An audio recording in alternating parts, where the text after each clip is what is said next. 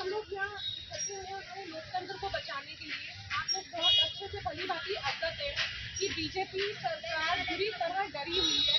वो पूरे जनमत से डर चुकी है। उन्हें पता है कि जनता का जो बल है, जनता का जो विचार है, जनता का जो साथ है, अब वो कांग्रेस के साथ है।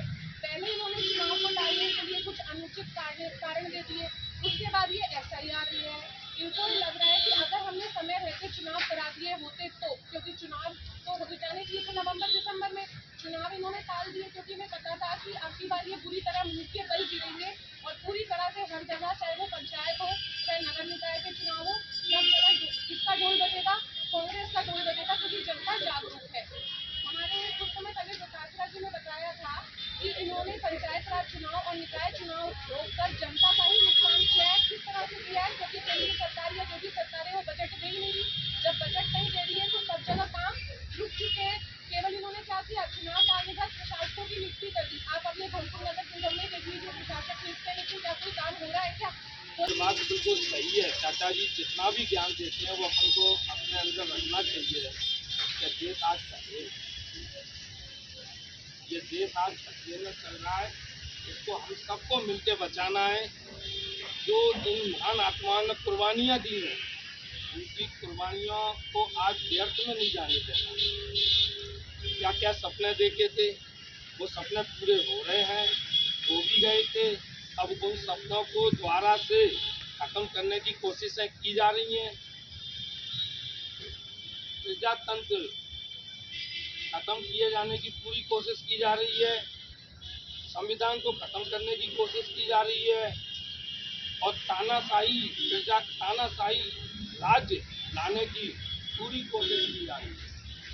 तो मैं यही कहूँगा भाइयों, ये चुनाव न कराने में भी एक स्कीम है कि चुनाव कराओ मत, उद्योगपतियों को उद्योगपति करते चले जाओ, गरीबों को गरीब करते चले जाओ। हमारा जो 439 याचिकाओं पर सुनवाई करती हुई न्यायालय ने 15 अप्रैल 2025 को चुनाव कराने की सर्वोच्च न्यायालय द्वारा SLC परिषद के आदेश को हटाने रखा गया। इसके बावजूद चुनाव नहीं कराने न्यायालय की आदेश दिया। वर्तमान स्थिति के दृष्टिगत नागरिकों के मुकदमा चलन हो रहा है।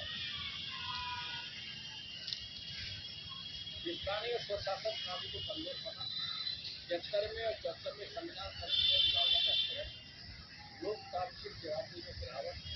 हमारी मांग है इस फैसला के माध्यम से जो संगठन से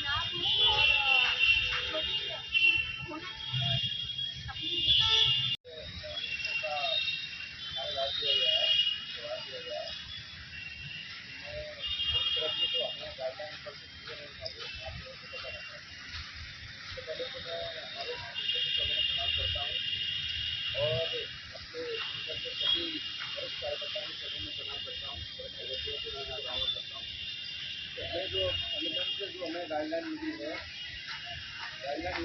कि अभी जो हमारा अभियान चल रहा है, लोकतंत्र बचाओ जन अभियान चल रहा है। राजीव गांधी पंचायती राज संगठन जिला अध्यक्ष धौलपुर।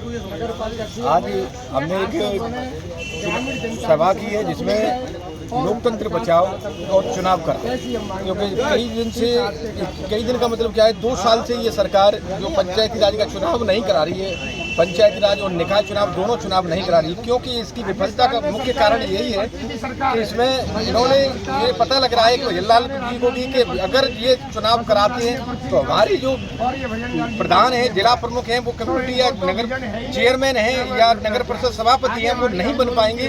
तो उसी दिन उनको यहाँ से हटा दिया जाएगा। वहाँ ऊपर से स्पष्ट निर्देश है कि आप क्या कर रहे हो राजस्थान में। तो राजस्थान में बड़ी बुरी हालत है हर तरह से, या महंगाई से लेकर के और जो भ्रष्टाचार से लेकर के सब बुरी तरीके से आदमी त्रस्त है, क्योंकि कई गैस नहीं मिल रही है। इन्होंने एक अलग से एजेंडा कर दिया है आरक्षण, महिलाओं का आरक्षण, महिलाओं का वोट लेने के लिए सिर्फ, क्योंकि महिलाओं का जो आरक्षण है वो 2023 में ही हो गया है, क्योंकि वो खुद कहा है अमित शाह जी ने कि 2023 में ही हो गया है, वो फाइनल हो चुका है। तो 2026 में सिर्फ प्रशुमन के नाम पर ये अलग से कर रहे हैं, और ऐसा कुछ नहीं है, सिर्फ एक वोट लेने के लिए। पर हमारा यही उद्देश्य है कि किसी भी तरीके से ये पंचायत, अगर कोई पंचायत राज चुनाव नहीं हुआ तो गाँव में विकास नहीं होगा। क्योंकि विकास ये नहीं होगा कि सरपंच नहीं बनेंगे तो जो केंद्र से पैसा आता है, या नगर निकाय अध्यक्ष नहीं बनेंगे तो जो केंद्र से पैसा आता है वो वहाँ लैप्स हो जाता है। पंचायती राज का अभी जो लैप्स हुआ है, मार्च में जो आता है पैसा, वो 1900 करोड़ रुपए लैप्स हो गया है। और आगामी दिनों में भी, जुलाई में भी फिर उसके बाद में एक बजट आएगा, उसके में भी ये पैसा क्या हो जाएगा, लैप्स हो जाएगा।